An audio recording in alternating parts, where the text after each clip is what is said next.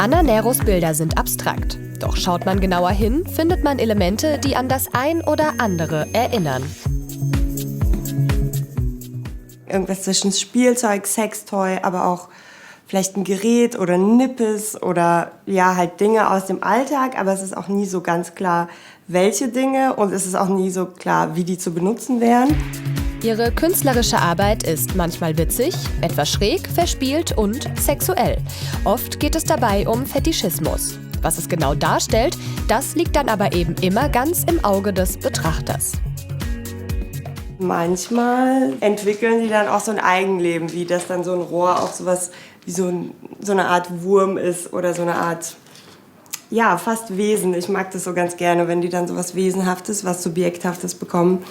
Und da unten gibt es dann dieses schöne kleine blaue Gürkchen und ja, da kann man sich dann irgendwie was ausdenken, was das ist. Irgendwas zwischen Gurke und Dildo halt.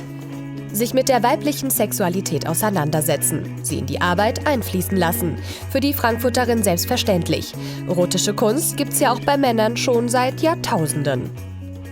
Müssen Frauen nackt sein, um ins Museum zu kommen, weil sie sozusagen nur als Muse herhalten und nur als Objekt der Begierde, aber nicht als Schöpfer der Begierde.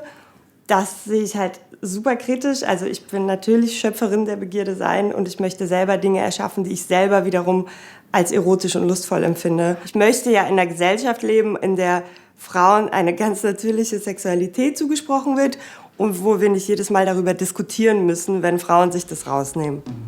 Sexualtherapeutin Martina Stolte nimmt wahr, dass viele junge Frauen sich nicht trauen, offen über ihre sexuellen Vorlieben zu sprechen. Ein Grund: die Vorurteile, mit denen sie dann schnell behaftet werden. Das geht immer noch schnell in die Schlampenecke oder dass dann das so wahrgenommen wird wie, naja, die macht's halt mit jedem, da kann man mal landen, aber ist nicht als ernsthafte Partnerin zu betrachten. Männer dagegen gehen oftmals offener damit um. Nicht selten wird mit der sexuellen Erfahrung auch geprahlt. So die Therapeutin. Viele Frauen aber sind sich ihrer eigenen sexuellen Vorlieben oft nicht einmal bewusst, orientieren sich an der vermeintlich perfekten Darstellung aus sozialen Medien oder Pornos, die jedoch oft nichts mit der Realität zu tun haben. Aber worauf steht die moderne Frau denn jetzt im Bett?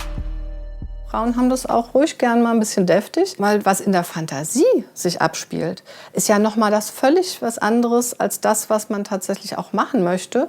Aber auch mit dem Machen sind die Frauen experimentierfreudiger geworden und können auch schon klarer formulieren, was sie denn möchten, wenn sie sich bis dahin darüber klar geworden sind. Und wer sich darüber klar ist, kann mit diesem Wissen spielen, so wie Anna Nero in ihrer Arbeit als Künstlerin. Es liegt ja auch an uns Frauen, sozusagen Bedürfnisse zu benennen und auch Gelüste zu benennen und auch abzubilden und bestimmte Dinge auch zu normalisieren. Aber da sehe ich auch meine Generation an Künstlerinnen sehr weit vorne. Also ich glaube, meine Generation und vielleicht auch die jetzt sozusagen danach kommt, ist eigentlich schon so weit, dass sie da viel offener drüber spricht.